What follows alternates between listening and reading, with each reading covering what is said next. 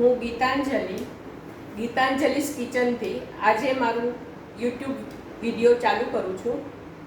સૌથી પ્રથમ હું કંસાર બનાવીશ કે જે આપણી ટ્રેડિશન છે એને કેટલું ઝડપથી અને ફાસ્ટ કરી શકાય તે હું બતાવું છું. સૌ પ્રથમ આપણે ગેસ ચાલુ કરીશું. ગેસ ચાલુ કરી અને 1 ચમચી જેટલું ઘી લેશું. ઘી થોડું ગરમ થાય એટલે એમાં કંસાર સાતળશું. થોડો કંસારને શેકી લેશું. એમાં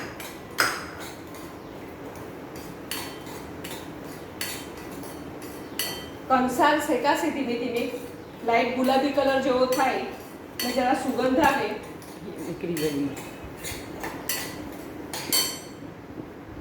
ઇન બિટવીન આપણે અડધી 1 વાટકી કંસાર લઈએ તો અડધી વાટકી પોણી વાટકી જેટલો ગોળ લઈશું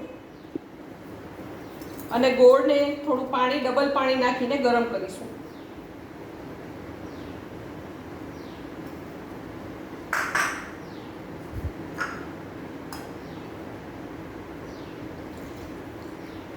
ગોળવાળું પાણી ગરમ કરવા મૂકશું.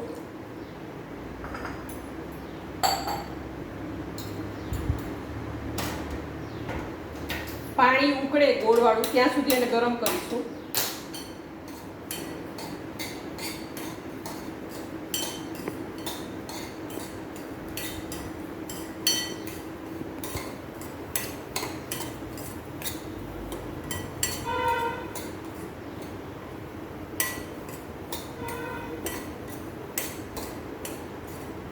કંસારમાં 2 આવે, એક થોડું ઝીણું આવે, એક સે જાડું આવે.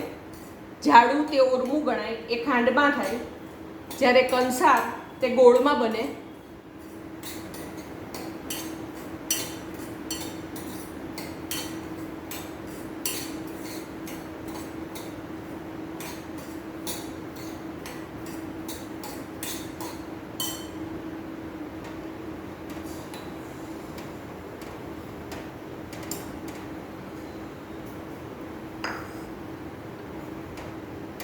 ગોળ ઓગળી જાય અને પાણી ગરમ થાય ત્યાં સુધી એને રાખવાનું.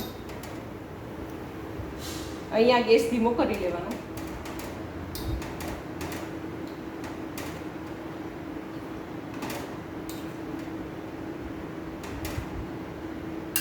એક ચમચી જેટલું ઘી બીજું વધારે એડ કરવાનું.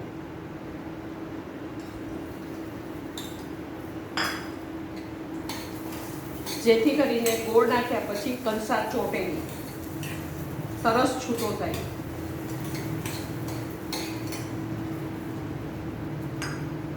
અહીંયા આપણું પાણી ઉકળી ગયું છે.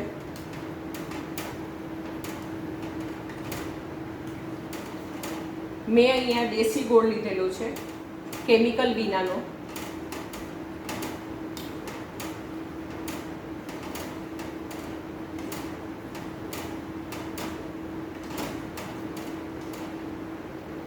હવે આપણે ધીમે ધીમે કંસાર શેકેલો છે એમાં ગોળવાળું પાણી ઉમેરશું.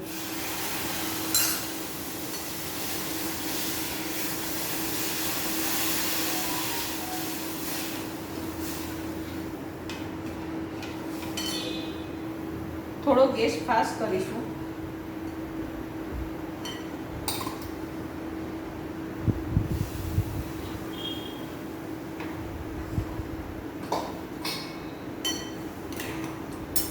પાણી બળી જાય ત્યાં સુધી હલાવતા રહેવાનું, જેથી દાણો થોડો ચડી જાય.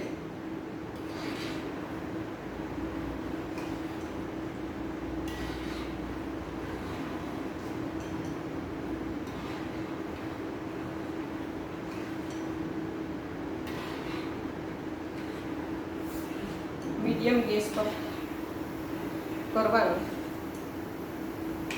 જેથી પાણી બળી જશે અને લચકા જેવું થઈ જશે.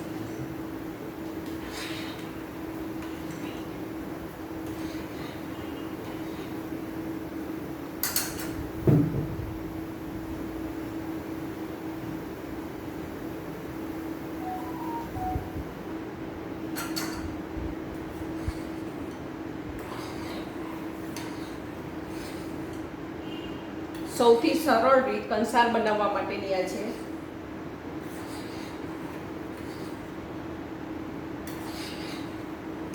પાણી બળી જાય ત્યાં સુધી હલાવતા રહેવાનું,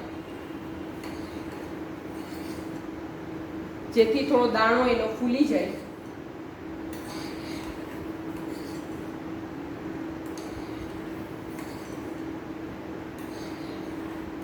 અસલમાં તો પહેલા લોકો સગડી પર કરતા હતા.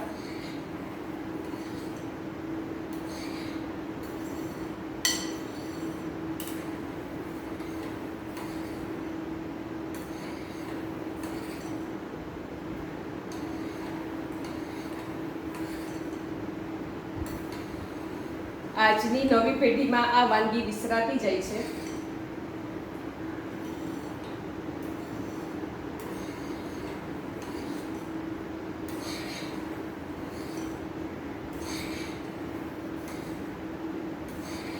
પહેલા તો કોઈ સારા પ્રસંગે બધા લાપસી બનાવતા હતા.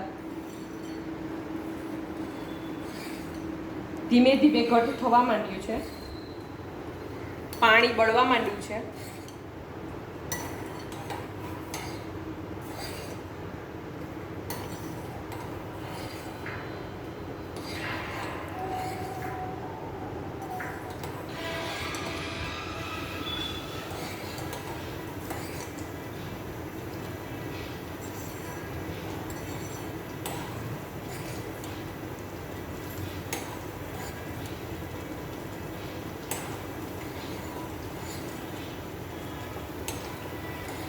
આવી રીતે કરવાથી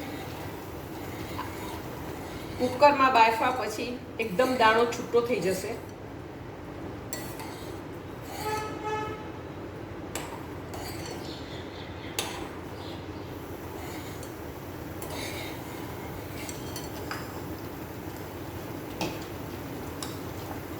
થોડું તપેલીમાં નીચે થોડું ઘી મૂકશું.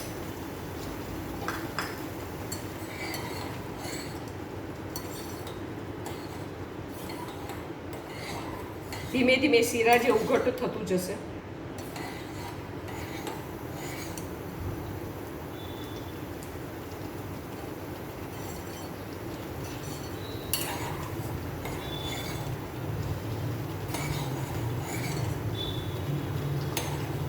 તમે જોઈ શકો છો કે ખાસું શીરા જેવું ઘટ થઈ ગયેલું છે.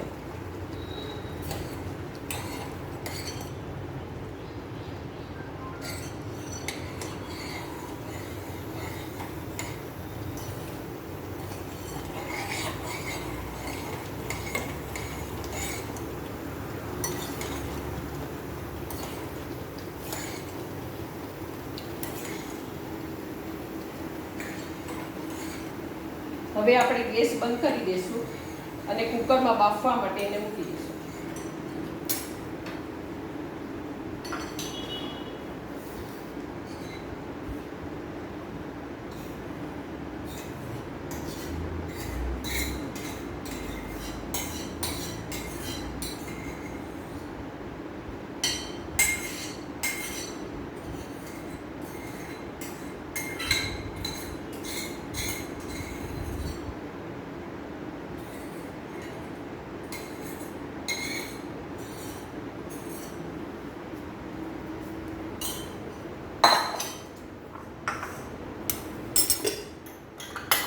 આપણે કુકરમાં પાણી મૂકી અને અંદર એને મૂકી દઈશું.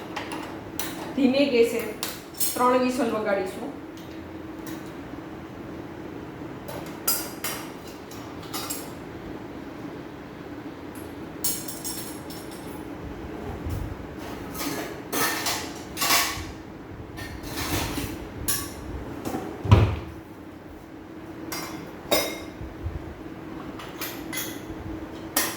ત્રણ વિસલ પછી એકદમ સરસ થઈ જશે.